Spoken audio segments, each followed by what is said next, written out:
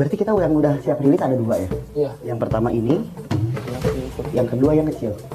Berarti yang kecil mau dirilis hari ini atau ntar sekalian sambil ngecek lokasi buat tempat yang lain? Oh, lokasi nggak cukup sih kayaknya yang ini. Sambil ngecek lah. Oke. Ini udah siap sih itu? Udah. Ini badan udah bagus. Udah karakter udah oke, pilek juga udah enggak. Kemarin kan sempat pilek. Iya, dirambut Udah sembuh sih sekarang. Oke, halo, assalamualaikum teman-teman semua. Dan hari ini momen banget dimana kita akan kembali melakukan perilisan King Cobra yang memang kita rawat di sini, kita rescue. Dan King Cobra yang akan direscue hari ini adalah King Cobra yang tempo hari sempat diantar oleh beberapa masyarakat ke sini dan ditemukan tak jauh dari lokasi shelter. Itu yang kadang oleh Cobra. Tergadar oleh Cobra itu. Aduh, ayo saja kira newak na. Apa? Palek. Oh, palek. Palek. Imang bismillahirrahmanirrahim. Kita orang ipang matihna orang Imang. Orang totog teh apa teh? Ya, teman-teman, kita periksa. Ini baru dapat banget ya. Ini King Cobra baru dapat, Panji juga baru buka, lupa. Ini kita cek dulu kondisinya gimana. Oke. Ush. Oke. Oh, ada videonya ternyata tuh. Videonya. Ayo, Ci. Lotik biji. Naik motor. Nah, King Cobra ini ditemukan sedang memangsa seekor kobra berukuran lumayan besar di pesawahan, dan yang menangkapnya adalah seorang bapak tua ya, kakek. Nah, ketika ditangkap memang kondisinya tidak buruk ya, maksudnya lumayan sehat dan memang ada darah di mulut waktu itu. Kami menganggap darah itu awalnya adalah darah dari ular ini, dan ternyata itu adalah darah dari kobranya. Hari ini adalah momen atau waktu yang tepat untuk Panji bisa melepaskan kembali King Cobra hitam betina ini. Ya, ini adalah satu-satunya King Cobra betina yang ada di shelter. Dan kenapa kami lepas? Karena kami tidak memiliki program penangkaran untuk King Cobra. Karena program penangkaran untuk King Cobra itu sangat sulit dilakukan, mengingat kandang yang memang harus luas beserta kesiapan yang lebih matang itu harus kita miliki, dan kita belum punya standar untuk menangkapkan King Cobra. Jadi kita lebih ke rescue aja, oke? Kalau gitu ini udah kita siapkan, dan sekarang boxnya sudah. Sekarang tinggal kita keluarkan alat ini dari sini. Wush, aduh. Oke.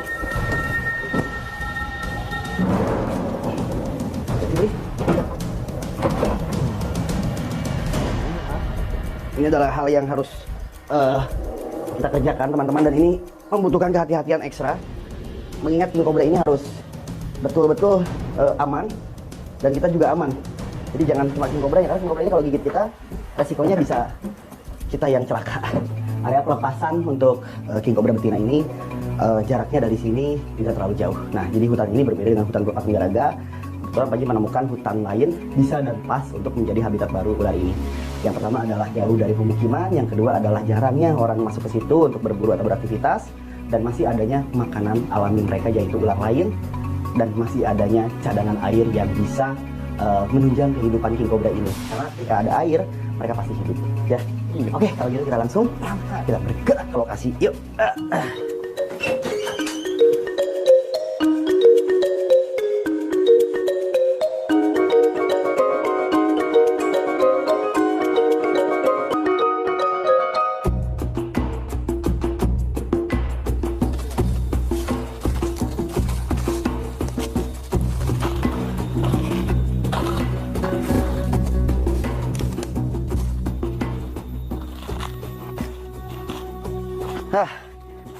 Kita udah tiba di area pelepasan. Kalau misalkan kalian bisa lihat, tempat ini didominasi oleh beberapa tumbuhan-tumbuhan liar, dan kita bisa lihat juga teman-teman di sini ada bekas unggas yang mencari cacing di sekitaran daun-daun kering ya, Pria. Iya, ini bekas akar. Jadi bukan ini ya, dia nyari-nyari cacing, kemudian nyari semut dan nyari rayap nih. Oke, kita lebih ke dalam lagi kalau gitu. Yuk, go.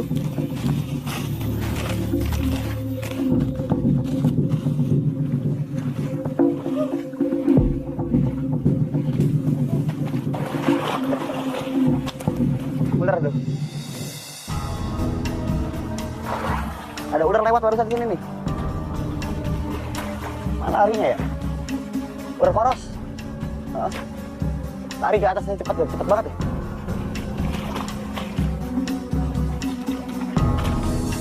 Bang, periksa lubang-lubang bang, kita cek dulu bang. Mana? Oh, ular bener. Oke, teman-teman, ada 1 ekor. Lihat di sini, nih. Nih. Di dalam lubang dia, tuh. Ini anak piton molurus sanca bodot nih. Berbeda dengan reticulatus piton bang, atau sanca kembang. Biasanya kalau sanca kembang anakan itu mereka arboreal, ada di atas pohon. Ya, karena memang mereka adalah ular piton semi areal habitat pohon. Nah, sedangkan kalau si sanca bodo ini memang terestrial ya, jadi hidupnya memang di bawah. Nah, ini adalah piton molurus sp, salah satu ular yang dilindungi oleh negara kita ya, salah satunya dari 4 spesies. Kita lihat ya, kita tarik dari dalam lubangnya. Ya, ini dia. Oke. Ukurannya sekitar 1 meteran teman-teman. Dan jenis ular sanca bodo ini memiliki pelawarna yang sangat bagus, yaitu kotak-kotak berwarna coklat dan digradasi putih di pinggiran tubuhnya. Biasanya mereka selain di areal sungai, mereka juga banyak ditemukan di area rawa dan juga beberapa pari kecil yang ada di hutan. Lumayan ular masuk sini ya. Dia kesel, Bri. Dia kesel. Jangan apa? Iya. Enggak, coba ke Makapa mah enggak. Tuh, ke Makapa. Tuh, ke Apri nyerangnya. Ke Makapa mah enggak. Ya kan Bang ya? Tuh, ke Makapa mah aman. Tuh, ke Apri pakai kita ke Apri mulu teman-teman, nggak mau ke Makapa, ya kan? Teman-teman, ini adalah golongan piton, dan piton itu kan berarti ular yang tidak berbisa dengan gigi aglipa. Jadi mereka tidak memiliki bisa. Nah, mereka memiliki kekuatan lilitan yang sangat kuat untuk melumpuhkan mangsa atau korbannya. Dan ukuran maksimal dari ular sanca bodo ini atau piton molurus ini, mereka itu biasanya memiliki panjang kira-kira 60-70 cm ketika baru lahir ke dunia kayak gitu, dan bisa mencapai panjang di 8 meter. Sama seperti reticulatus, mereka juga akan menggigit dan menyerang seperti ini jika mereka merasa terancam ya teman-teman. Oke. Walaupun tidak berbisa, tapi gigi ular ini bisa merobek kulit. Ini juga jadi indikator di mana lokasi ini merupakan tempat yang ideal dan cocok untuk saya melepaskan king cobra. Nah, karena di sini populasi ular sebagai makanannya itu terjaga dan terjamin masih ada ya. Mengingat kalau misalkan ada piton-piton berukuran 1 meter di sini, berarti masih ada banyak jenis ular lain yang mungkin bisa kita jumpai. Biasanya habitat kayak gini juga dihuni oleh sanca kembang. Oke, yang ini Panji balikan lagi ke lubang biar dia hidup di situ, dan Panji tidak akan memberikan ular barusan langsung ke box. Biarin aja ntar biar alam yang mengatur ketika udah pelepasan. Yang penting aspeknya kita lihat ya, sudah ada, terjamin, aman, udah kita rilis biar nantinya prosesnya alam yang ngurus. Jalan lagi yuk.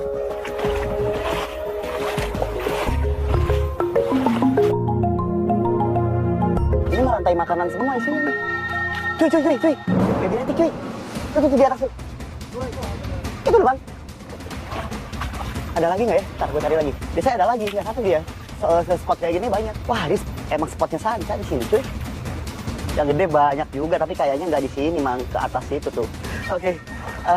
Ini fix ya, zona ular di mana ada banyak ular yang menghuni areal sekitaran lokasi sungai kecil ini.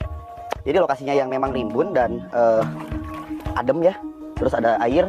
Ini menunjang banget ke kehidupan rantai makanan yang ada di tempat ini, di habitat ini ya. Dimana Panji lihat seekor retik dan menemukan dia di atas pohon itu. Nah, sanca kembang ini memang kalau kecil sampai umur 2 tahun atau 3 tahun dengan ukuran 3 meteran, mereka memang hidupnya cenderung di atas pohon. Kayak gitu, selain memang untuk berlindung dari predator, mereka juga bisa mudah mendapatkan makanan favoritnya, itu burung peri. Oke, perjalanan kita masih panjang karena untuk menuju ke lokasi pelepasan yang udah Panji tentukan dengan kapal. Kemarin tuh sempat survei juga ke sini teman-teman. Kita masih sekitar setengah jam lagi harus menyusuri sampai ke ujung sungai. Nanti kita naik ke atas dan lokasinya di situ. Ada di sekitar areal dekat-dekat hutan bambu. Oke, ini kita rilis lagi aja, biar di sini. Hati-hati ya, Mang ya. Ini kita benar-benar harus jongkok, ngerunduk buat bisa masuk.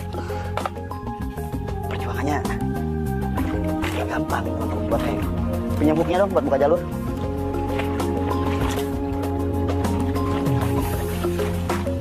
Pas Mang, taruh laba-laba di atas. Emang. Tapi, ih, dapol. Ya. Dapol, Pi, dapol di atas, Pi, di atas mari, Pi.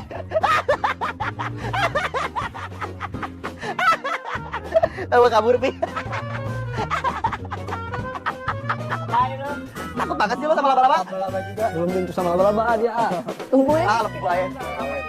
Yuk, naik ke sini kita. Oh, naik. Yuk. Ayo, Mang. Bantuin, Mang.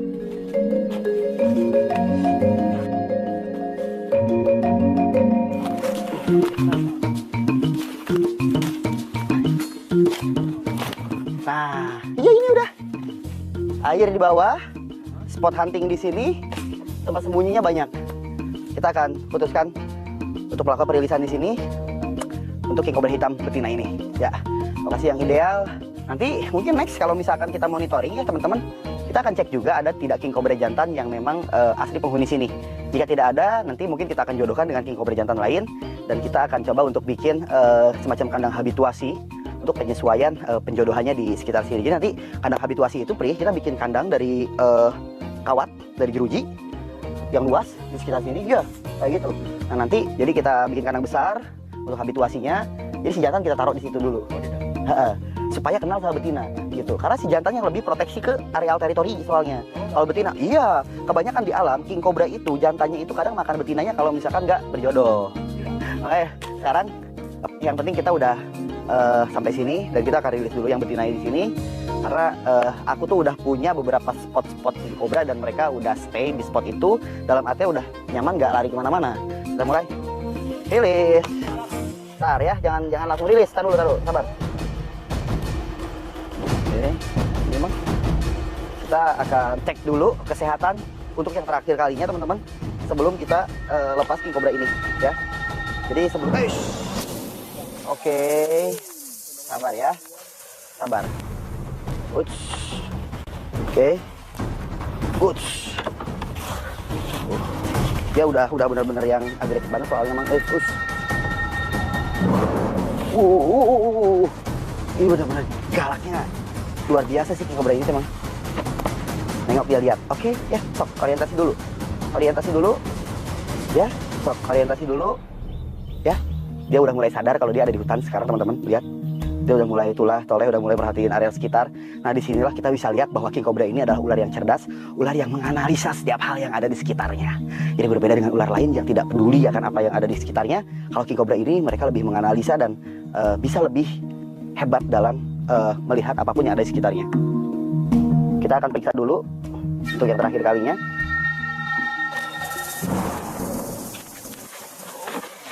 Gimana? Ya. Oi. Wow. Ya, panjangin aja.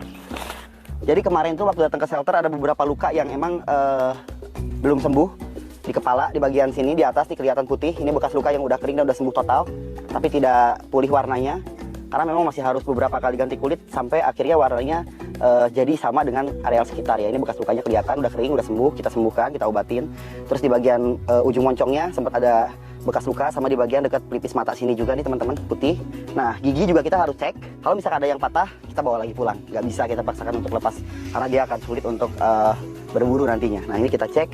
Di sini biasanya ada 2 taring bisa yang panjang. Nah, ini yang sebelah kanan. Ada taring bisa sebelah kanan di sini. Nah, ini teman-teman bisa lihat ya. Masih utuh taring bisanya. Dan ini kuat ya, tidak tanggal. Nah, next kita lihat tulangan. Kita raba mulai dari sini, mulai dari bagian belakang kepala sampai ke ekor. Oke, kita raba. Kalau ada yang mencurigakan kayak rusuk patah atau parasit, kita juga harus bawa lagi ke shelter untuk diobatin ulang. Badan aman, montok ya, tidak ada kurus di sini, lihat bulat banget. Jadi emang waktu kita tangkap agak kurus ya. Sekarang udah beberapa kali makan di rumah, sekarang udah siap untuk kita rilis. Dan ini kita akan lepas sekarang. Oke, yuk. Nah, siap untuk dilepaskan. Dan kita taruh di sini dulu, Man. Oke, ya lepas aja. 1, 2, salam lestari. Kirang banget ya. Wah, betina yang cantik. Betina yang cantik. Oke, sok silakan. Oke, tugas kita masih belum selesai karena masih banyak king cobra lain yang harus Panji dan tim urus ya di rumah reptil Panji Petualang di shelter. Program ini murni adalah keinginan dan rasa cita saya untuk pelestarian satu spesies satwa yang harus terjaga kelestarian di alam, yaitu reptilia, khususnya king cobra. Karena mereka adalah predator dari jenis ular tingkat atas yang memang kelestariannya harus dijaga. Makhluk luar biasa yang bisa tumbuh hingga panjang 6 meter dan bisa dibilang salah satu ular yang memiliki wibawa. Jika punah, terbayang anak cucu kita akan menganggap mereka hanya sebuah dongeng dari cerita kita. Makanya, jaga kelestarian setiap hewan liar yang ada di Indonesia, apapun itu.